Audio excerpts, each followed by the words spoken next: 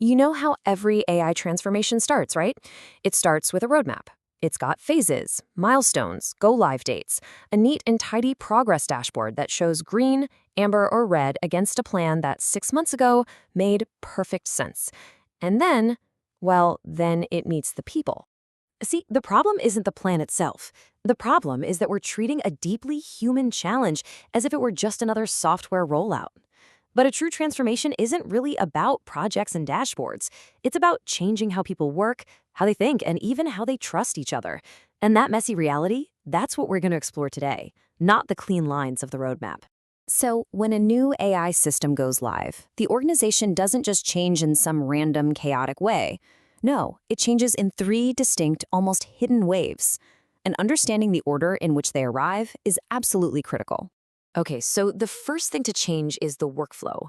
This is the part everyone sees and measures. Tasks that used to take days now take hours. This is what we plan for, it's what gets reported up to the board, and it's what justifies the entire investment. But here's the thing. It's also the least interesting change of the three. The second wave is what we call the conversation. Now, this is where the real friction starts to build. See, AI doesn't just change tasks on a screen. It changes the social structure of a team. Think about it. Maybe you have a risk analyst who used to do all the initial screening.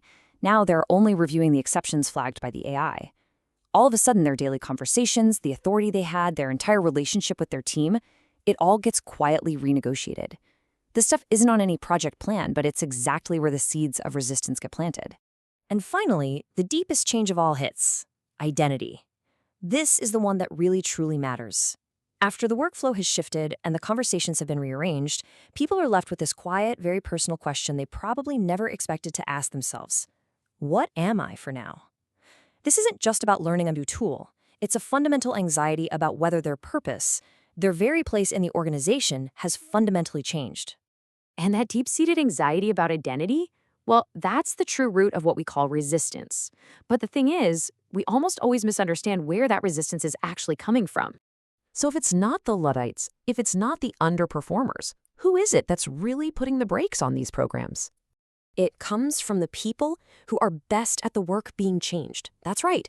Not the newest team members, not the people who are struggling to keep up. It's the people who have spent 10, 15, even 20 years becoming truly excellent at something that AI is now doing differently. Let's just unpack the psychology here for a second. For a junior team member, they don't have much invested in the old way of doing things. They just adapt. But for a senior expert, this isn't about losing a task on a to-do list. It's about losing the very proof of their expertise, the craft that made them the go-to person, the thing that has defined their professional identity for years. So here's the crucial point. The transformation that actually works is not the one that just retrains them on a new tool. It's the one that helps them see that their expertise has not been made redundant. In fact, it's been elevated.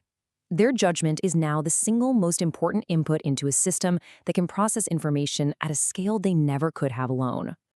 Now, focusing on this human dimension, it tends to reveal a few surprises that consistently catch even the most careful leaders completely off guard. So let's walk through 3 of them. First, this simple act of documentation. To teach an AI, you have to write down all the unwritten rules. And when you do that, you inevitably uncover hidden gaps and broken processes that just don't make sense anymore. Second, the speed of trust. The first few weeks are everything. An early stumble can validate every skeptic's fear, while a smooth, successful launch can build trust faster than you ever imagined. And third, the asks. When one team has a win, that success goes viral. Suddenly, you're not pushing adoption from the top down. You're managing demand coming in from the side. It's the best problem you can have, but it is a new governance challenge. When you start to put all these pieces together, it forces you to completely reframe what an AI transformation program really is at its core. The technology is, in a way, the easy part. Now, I don't mean it's easy to build or to govern, but its difficulty is predictable. If a model isn't performing, you can diagnose it. If a workflow has a gap, you can fix it. The human dimension? That's where the real work lives. The senior practitioner who is privately terrified. The team lead who's been asked to redesign their entire function without enough time. These aren't edge cases. They're the norm. And so we arrive at the central idea. Success really comes when leaders finally understand that they aren't running a technology program. They are running a human program, and technology is simply the instrument they're using to do it.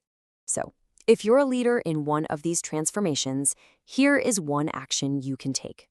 Identify one person on your team who is truly excellent at the work that's being changed, and then have a direct conversation with them, not about the technology, but about what their expertise is going to look like in this new world.